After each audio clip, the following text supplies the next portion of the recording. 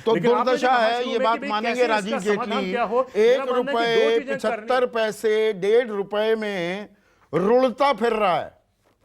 और आप ये भाषा समझते हैं, प्याज टमाटर रुलता फिर रहा है, जैसे आलू रुलता फिरा था, जैसे बैंगन, जैसे शिमला मिर्च का अभी जिक्र कर रहे थे देवेंद्र शर्मा। यह है किसानों की हालत आज की तारीख में। दुख होता है ये देखकर। देवेंद्र जी ने बात शुरू करी थी, मैं उनकी बात से पूरी तरह से सहमत हूं कि किसान कैलकुलेटिव खेती, जिसको हम बार बार प्रमोट करने की कोशिश करते हैं कि किसान कैलकुलेटिव खेती की तरफ क्यों नहीं जाता है, क्योंकि किसान को बहुत समझ है। हमें तो क्या कृषि की समझ है जितनी किसान को समझ है। वर्षों से परंपरा चलती आई है कृषि की, तो उनको ज्यादा बेहतर पता है। लेकिन क्योंकि मैं थोड़े थोड़े तथ्य भी रखना चाहूंगा इसके साथ, लेकिन अभी आप ये देखिए, लगभग 58 लाख मेट्रिक टन प्याज इस बार फालतू पैदा हुआ है।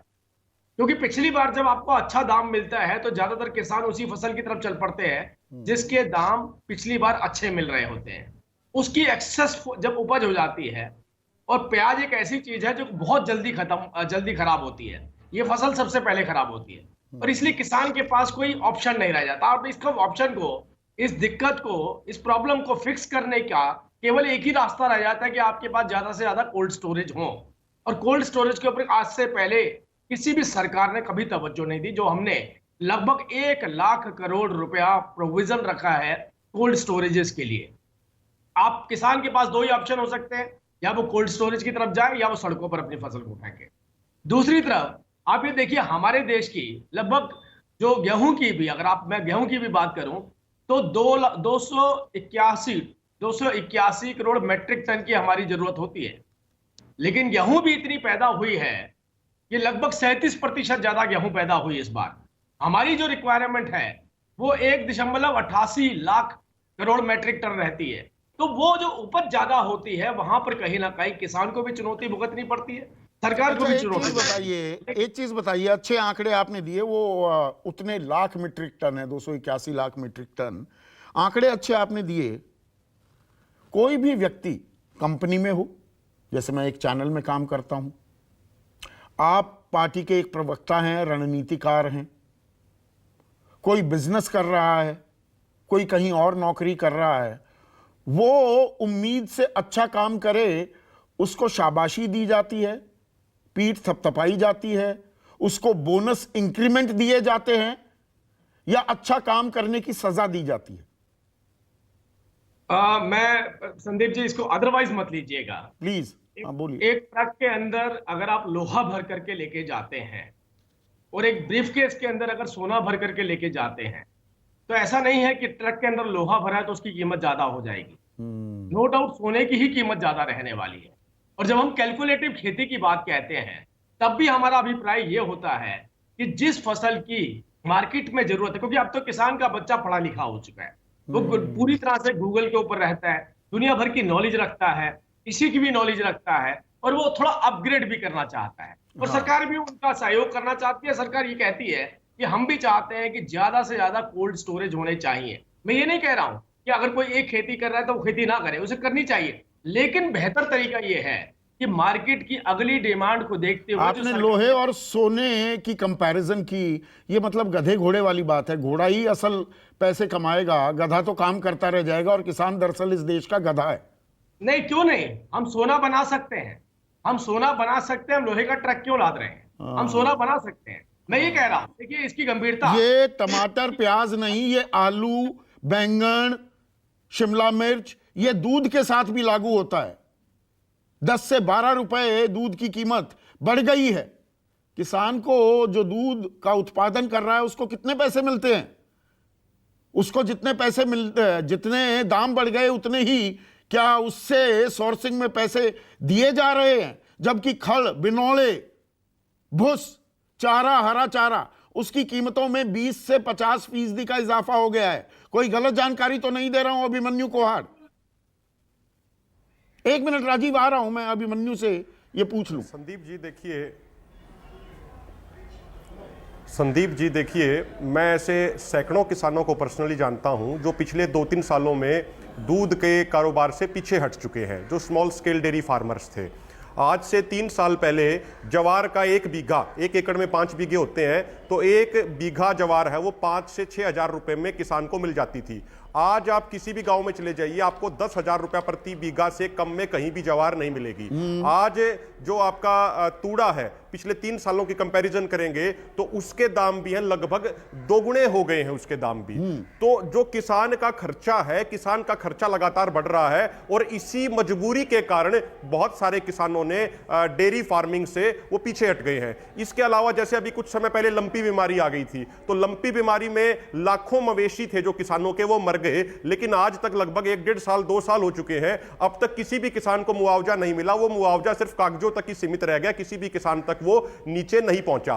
तो इसी का नतीजा है कि किसान इससे दूर हो रहे हैं। संदीप जी, एक महत्वपूर्ण बात नहीं, मेरा सवाल एक 9 दिसंबर 2021 को अभिमन्यु स्पेसिफिक सवाल ये था, 10 से 12 रुपए प्रति लीटर दूध के दामों में इजाफा हो गया है पिछले 1 साल में। भाई दूध तो गांव से जाते हैं ना वो लेने के लिए, कलेक्शन पॉइंट हैं, तो किसान जितने में दूध पहले बेचता था या सप्लाई करता था, उसको भी 10 रुपए फालतू मिलने लग गए क्या? नहीं, उसको 10 रुपए फालतू बिल्कुल भी नहीं मिलने लगे हैं, उसको 4-5 रुपए की उसकी बढ़ोतरी हुई है। अगर आप पिछले 3 साल का डाटा उठा के देखें तो जहां उसको 40 रुपए प्रति लीटर के किसान को पहले मिलते थे, 3 साल बाद आज वो 55 रुपए के आसपास पहुंचा है। लेकिन पैरेलली इसमें तो बढ़ोतरी हुई है 15 रुपए की, लेकिन जो उसका खर्चा था, जो खड़ बिनोड़े थे, जो सरसों का तेल था, जो चना था, जो उसका हरा चारा था, जो उसका सूखा चारा था, लगभग 1000 रुपए क्विंटल तक सूखा चारा पहुंच चुका है। वो उसके जो रेट थे वो लगभग 100% इंक्रीमेंट हो गए हैं। तो जो दूध के दाम बढ़े हुए भी किसान को मिल रहे हैं, उससे उसको कोई फायदा नहीं हो रहा है। और इसके अलावा संदीप जी, और उससे हमारा ऊपर अभी मैं आता हूं, और उससे ऊपर और टॉप अप करके आपको मुझको वो दूध बेचा जाता है। पर मूल सवाल यहां पर यह है, आपके पॉइंट्स अपनी जगह फेयर हैं राजीव जेटली, पर मुझे ये बताइए, रुपया 75 पैसे, 1.5 रुपया अगर बोली लगे उस फसल की जिसमें आपने अपनी मेहनत का पसीना, अपने खून पसीना बहाया हो, और माल भाड़ा ही ना पट पाए, मतलब खेत से मंडी तक जाने का भी खर्च ना निकल पाए, बाकी तो जो लागत गई वो तो गई। इससे बड़ी गत किसी भी धंधे में किसी की हो सकती है क्या, जो किसानों की हो रही है? देखिए, 2 बातें संदीप जी। मैं बड़े लंबे वक्त से, लगभग हम, आपको मालूम है, हम लगभग 3 से 4 साल हमें एक ऐसे एपिसोड आता है बीच में जिसमें हम एक चर्चा करते हैं, प्योरली कृषि को लेकर के करते हैं। और मुझे लगता है इसी चर्चा का एक सिलसिला जो पीछे खत्म हुआ, जिसके अंदर ये मांग की जा रही थी कि बेहतर सप्लाई चेन मैनेजमेंट सिस्टम नहीं होना चाहिए, बेहतर जो किसानों की कौन प्रोक्योरमेंट करेगा? 9 साल से आप सरकार में है। इसीलिए मैं इसी बात पे आ रहा हूं। एक बिल जिसको हमने वापस लिया, उसमें सभी प्रावधान थे कि बेहतर सप्लाई चेन मैनेजमेंट, बेहतर तरीके से फसल की बोली। सड़क पे क्यों जाए किसान? सड़क पे क्यों उतरे किसान? सड़क पे क्यों फेंके किसान? अरे जब उसके पास बायर है तो वो सड़क पे उतरने की जरूरत क्या है? अरे उसकी खेत के अंदर क्यों ना बिके उसका सामान। खैर, मैं अभी सब्जेक्ट में इसलिए नहीं जाना चाहता क्योंकि वो हमारे किसान भाइयों की मांग थी और देश के प्रधानमंत्री नरेंद्र मोदी जी ने हाथ जोड़ करके उस मांग को मान लिया। मैं फिलहाल उस डिबेट में नहीं जाना चाहता, लेकिन फिर भी अगर हम उस डिबेट से भी हट जाए तो बात केवल इतनी आती है संदीप जी। मैं हरियाणा से आता हूं, आपने देखा दिल्ली एनसीआर के बाहर आप निकलेंगे, सोनीपत की तरफ आगे थोड़ा सा निकलेंगे तो आप देखेंगे एक बड़ा बिजनेस कोल्ड स्टोरेज का शुरू हो चुका है, और बड़ी बड़ी मल्टीनेशनल कंपनी कोल्ड स्टोरेज के अंदर आ रही हैं, और किसान भी अपनी ही जमीन के ऊपर कोल्ड स्टोरेज के साथ अपने बिजनेस को आगे लेकर के जा रहा है। मेरे अपने बहुत सारे मित्र हैं ऐसे जिन्होंने कोल्ड स्टोरेज का बिजनेस। किसान कोल्ड स्टोरेज में चला गया, ठिठुर रहा है, कमाई नहीं हो रही। मैं ये नहीं कह रहा हूं, मैंने कहा आपसे, प्रधानमंत्री जब सिडनी में ये कहते हैं कि हम दुनिया में नंबर 1 दुग्ध उत्पादक, दुनिया में नंबर 2 गेहूं, चावल, गन्ना बोने वाले, तो उस बोने का, उस पैदावार का क्या करे किसान अगर उसको पैसे ना मिले?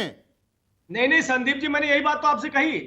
पैसे में तो अगर आप देखेंगे तो प्रोक्योरमेंट में इस बार तो रिकॉर्ड टूटे। इस बार क्या हमारी 9 साल की सरकार में टूटे हैं। हमसे पहले कभी भी इतनी ज्यादा प्रोक्योरमेंट किसी भी फसल की नहीं हुई। लेकिन हाँ, किसान को ज्यादा से ज्यादा बेनिफिट मिले, ये कौन नहीं चाहेगा? कौन नहीं चाहेगा, पर हो क्यों नहीं पा रहा?